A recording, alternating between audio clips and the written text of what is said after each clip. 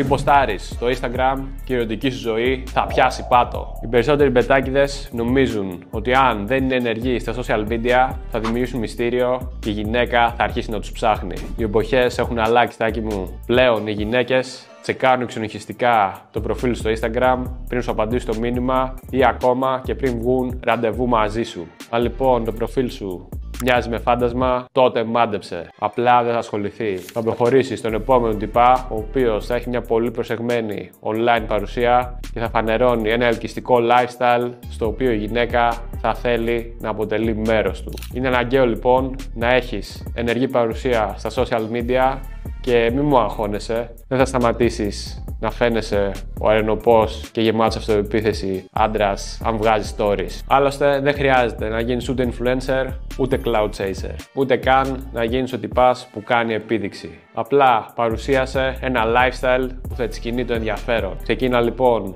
να ποστάρεις συχνά και παρατήρησε πόσο δραματικά προς το καλύτερο θα αλλάξει η ερωτική σου ζωή.